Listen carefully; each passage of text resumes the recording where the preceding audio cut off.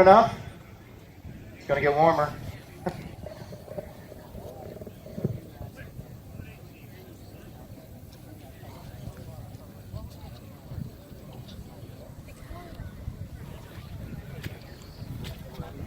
I'm going to hand things off to Gunny Tom Williams here. We're so thrilled to have him out here again. He will probably focus on this a little more, but what I'm going to tell you right now is what you're about to see is a unique opportunity. Like so many of these things, there's not a lot of them. I know I told you there were 50,000 Shermans made. There's not nearly that many now, but there were that many made. And the device that he is going to be showing you, this equipment, it has a lifespan, and at some point, they'll look at it and they'll say, we shouldn't do this anymore. As cool as it is, and as neat as it is, it's a great teaching tool, but it's time to stop using it and put it in the museum and let people look at it without seeing it actually work. But right now, you're going to get to see it work. So I'm going to hand this off to Gunny Tom Williams and members of the Marine Historical Company.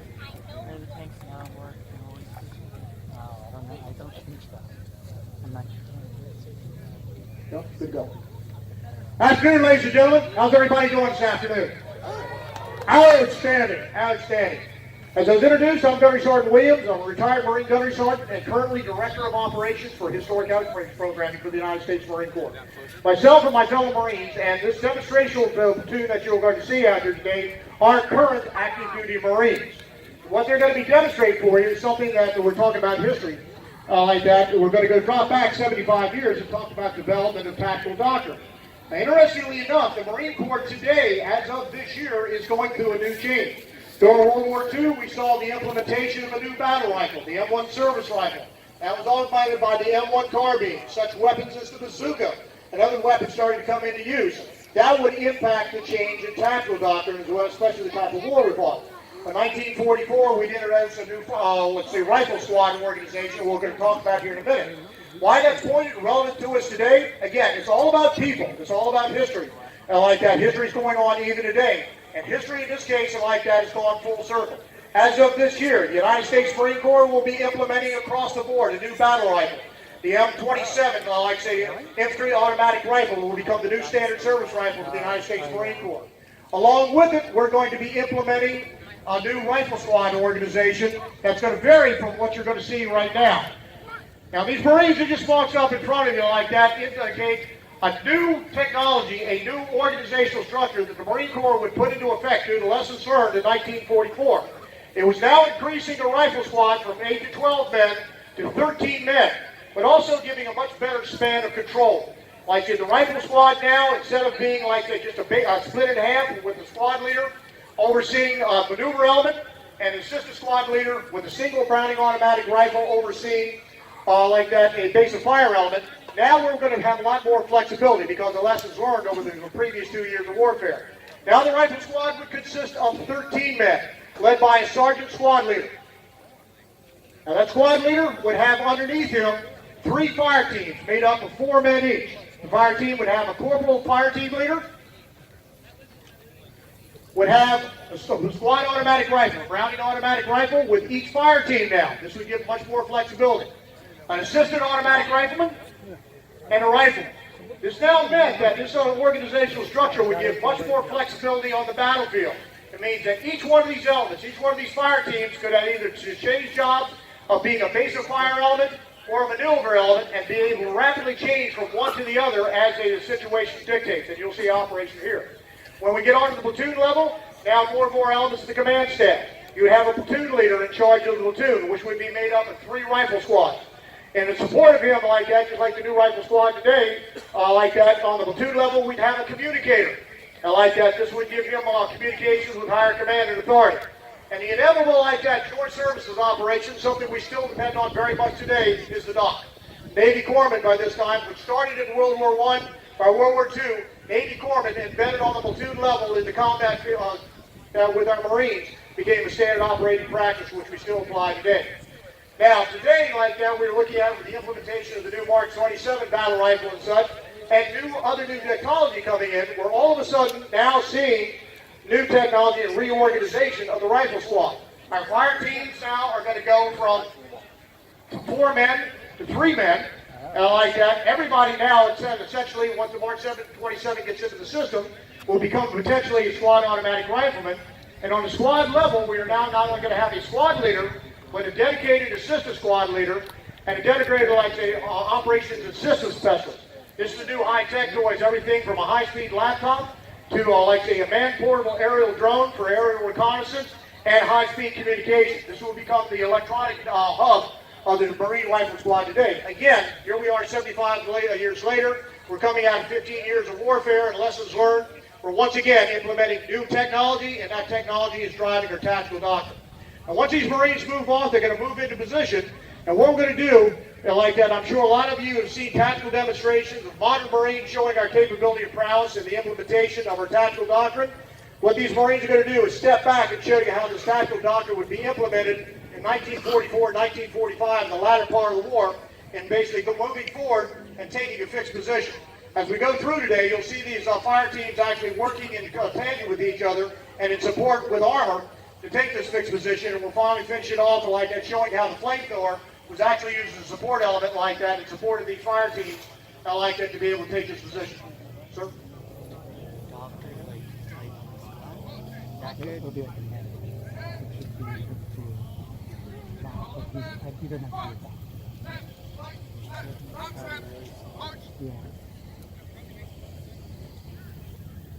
And I'm going to rag on him a little bit. You notice the last Marine coming up like that is Corporal Johansson. He is a current United States Marine, I like that, but he's something the Japanese soldier during the time would never want to see. The man stands 6 foot 11 inches and wears a size 15 boot. I wouldn't want to meet him on a dark night. But he's one of the best Marines I've got in the company. Like, he's a good kid. Now, these Marines move off. Like I say, tactical doctrine would change as lessons learned. And just like any other war, and like that, we're always fighting the war in the past. When we went into World War II, and like that, the basic rifle squad, as I described before, was only made up of 8 men. But the Army and the Marine Corps were using the same organizational structure. Like that, the concept of using armor support, like that, was still in its infant stages. Like that, joint commands and joint operations, and the use of crew serve support weapons, like that, was new technology. As the war progressed, for example, I was thinking a lot of something you see, and all of you don't want to see this afternoon, is the flamethrower. When we landed with the 1st Marine Division on Guadalcanal in 1941, the entire 1st Marine Division had a total of 40 flamethrowers. They were kept as a secondary weapon operated by the combat engineers and only used in support. By the time we landed on Iwo Jima in 1945, like that, the 4th and 5th Marine Divisions, each division had over 480 flamethrowers assigned to the division, and infantrymen were now trained in the operation of these flamethrowers. I see, as I'm waiting for these guys to come around like that, a little anecdotal story to give you an idea how much the human element comes into play and how much importance it is for all the services, even today, of concepts of courage, esprit de corps, discipline, etc. come into play. A little anecdotal story that I had, like they told to me by a Marine that was part of a blowtorch and course group team in 1945, landing on Iwo Jima. And the blowtorch and course group team was made up by 2 flamethrower operators and 2 Browning automatic rifles.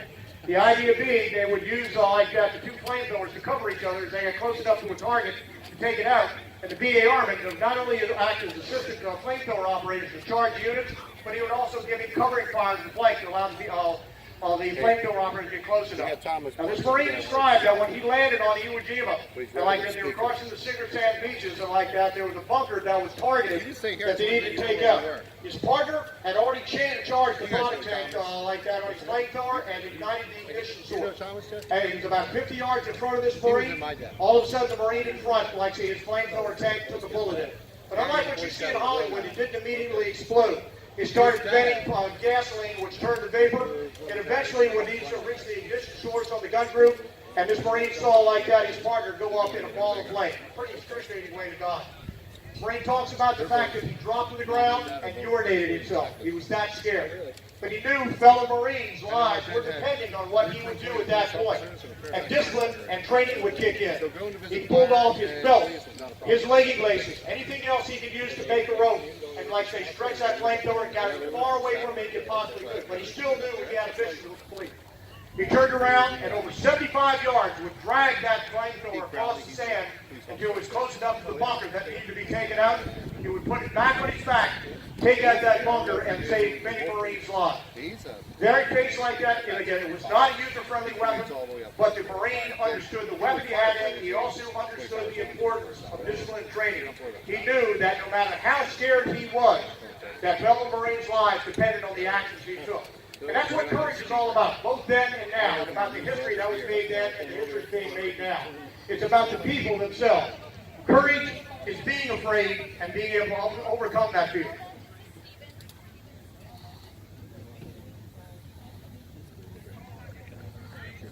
Okay. Just goes to show communications is no better today than it was around 75 years ago. We'll see if this one starts. Consider the fact this is, like I said, I don't want to offend anybody out there. Consider the fact this is a joint services operation. Like that, it's an Army tank, so we don't know what's going to happen. I figured I'd hear a few boos in the audience. Something that hadn't changed over 200 feet here. Like I said, not just the Navy and Marine Corps that pick on each other. We pick on the Army just as much too. So, all in good spirits.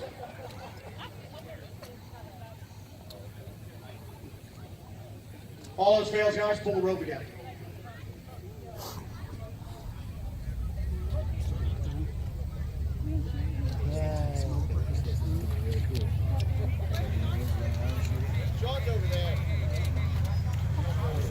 As you've heard described earlier like that, the M4 Shermans were a fairly new innovation. It was a medium-range tank, and like that, it wasn't that good in Europe, relatively speaking. It was numbers that had actually conquered in Europe, because the Germans had much better and much heavier tanks all the time going up against the Shermans.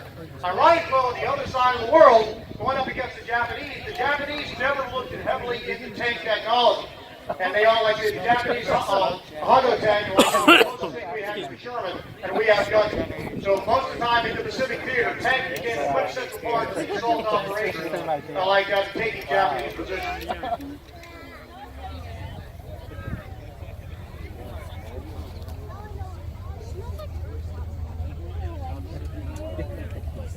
It looks fake now. Something's leaking anyway.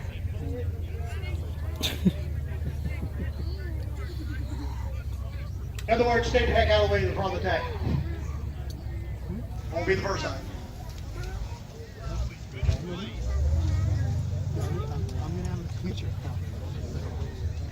Now to get this tank wrapped up, like I say again, it was used as an offensive weapon. And oftentimes when you were taking a fixed position, it would not just be an infantry operation. We would look at a joint services and a joint equipment operation. Oftentimes, when necessary like that, you would have a squad that would go out and, like say, well in advance of a rifle platoon or rifle company, basically your scout snipers, which now we refer to as Force Recon, would see its first beginnings during World War II. Like that, oftentimes they were looking at new technology. You'll see the Marines coming after. Some of them will actually be wearing camouflage utilities. This was brand new technology, believe it or not, at the beginning of World War II. Unfortunately, it didn't work as well as what we liked. Like that, the garment technology at the time, the dyes were not stable, and oftentimes the camouflage uniforms would fade out, and they would show up more than what a plain green uniform would. So, like I say, it wasn't until the latter part of Vietnam that the United States military, including the Marine Corps, would finally permanently adopt a camouflage type uniform, and we would use that all the way up until 2000, when the Marine Corps would eventually replace the BDU, like say, woodland camo uniform with the now famous smart packs that we use today. And they're still working on it today.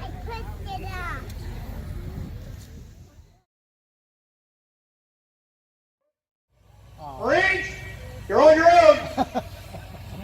Okay. Oh, that's too bad. Now, if you look off to your left across the field like that, you'll see the Marine platoon. We'll start off with, like say, with a scout sniper team to recon the area to see what active is available.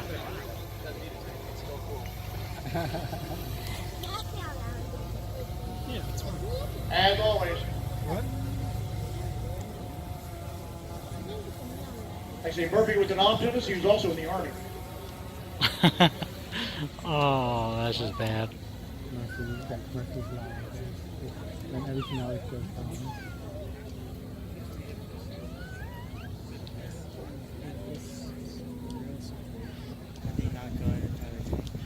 Well, if it's real, they have to do it without it. They have to do it no matter what. Sorry. the way about to start right now. The moment they finish, I'm running my car and going home.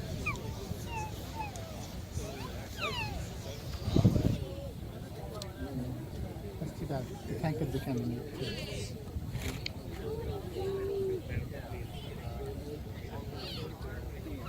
Here they go. 75-year-old Force Recon. They don't move as fast as they used to.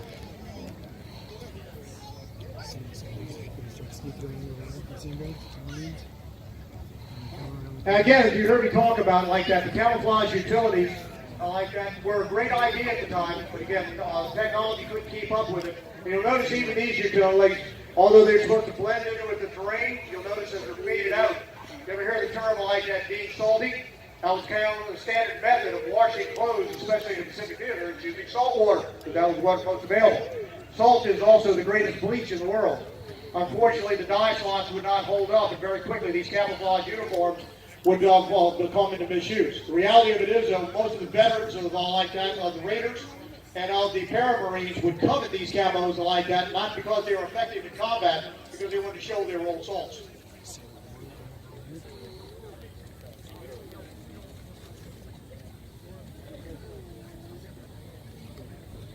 And again, like I say, fire discipline was important. They would move into position and would not start laying fire down against the enemy until they received fire.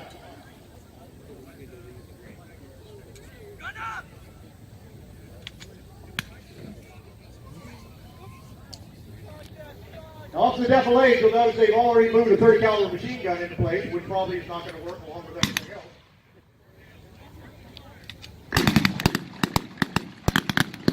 And that 30 caliber like that, will start laying down fire with the Marines. Once they have done that, like that, the squad leaders and the platoon leaders will start setting their fire teams on pressure.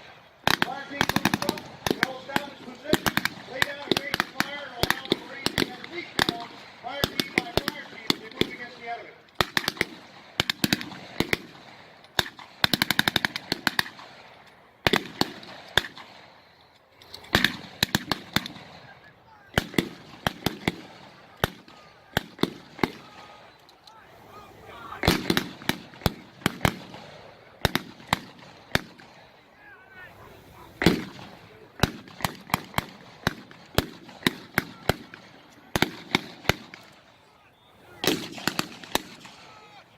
The old adage, stand from down, something not new, we use throughout the whole.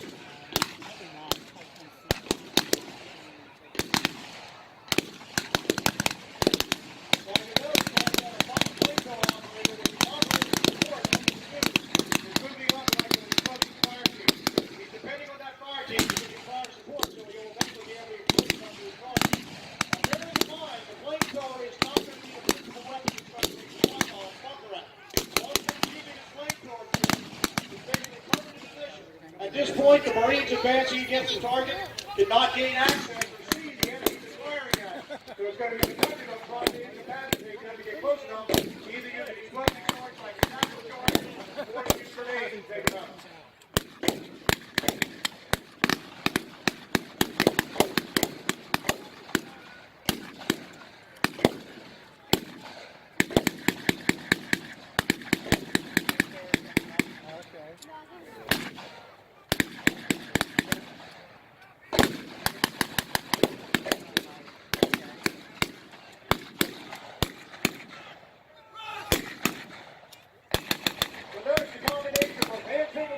Commands were necessary to control through.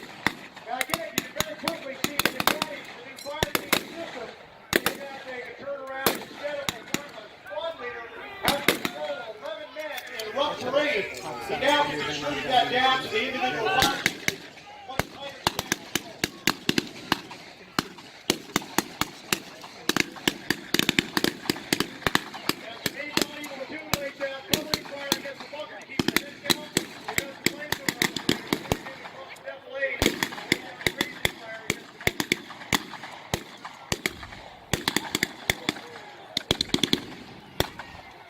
Bear in mind that the human operating that flamethrower, and believe me, it can be just as dangerous for the operator as what it could be for the people that are receiving it.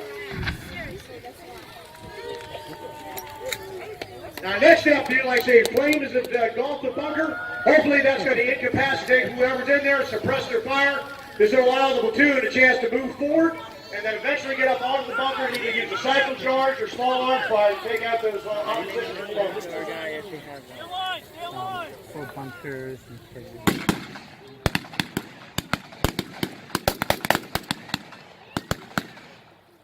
And the reason for the wrong one, you can imagine, not only are we taking out a bunker where the major part of the fire was coming from, no bunker is going to be set up with that, let's say, flanking fire to protect them. So these Marines have to be constantly aware of not only the bunker that we're going to take out, but any substantial defenses on either side of that bunker. You can tell it's not even as wet as it is, we still got a fire burning out there. It's awesome.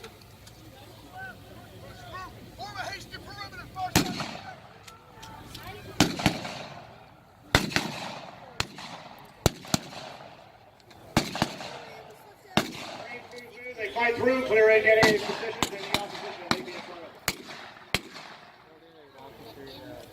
them. That's how you recommend Again, to see the hand signals like that, area is cleared, command for ceasefire is being given.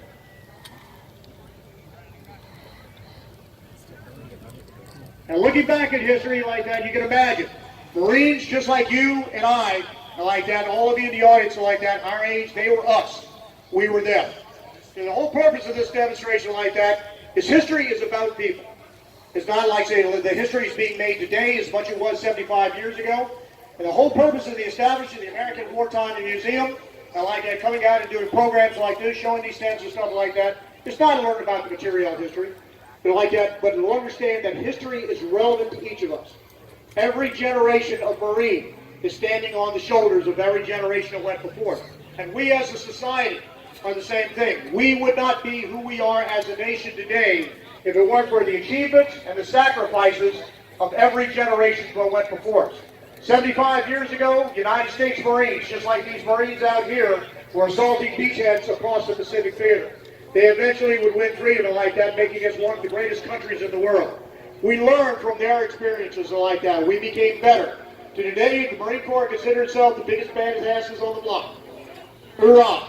Yeah, like that. But like I say, we're not standing alone. We're standing right beside us, shoulder to shoulder. The United States Army, the United States Air Force, the United States Navy, and the Coast Guard, all protecting the United States. We can thank them then and today for who we are as a nation. And each of you can thank yourselves because they would not be able to do what they did then and then what we are doing today without the support of the American people. So what history is all about? History is about us. So ladies and gentlemen, why don't you give yourselves an applause and give you a hand for your achievements. Thank you very much. Somebody says almost. Was the oldest. All right. All right, give me the news. Who's got the oldest now? All right. As far as I know, it's still the oldest. Well, now, hey, it ran to where it is now. So, I do want to remind everybody once again, if you're here today and you have friends that are planning on possibly coming tomorrow, we are going to cancel tomorrow's event because of the rain, and we're anticipating a lot of rain tonight. But we are going to be open until 6 today, so there's still opportunity to see the vehicles, get to know the reenactors, ask some questions, take some pictures, and I would...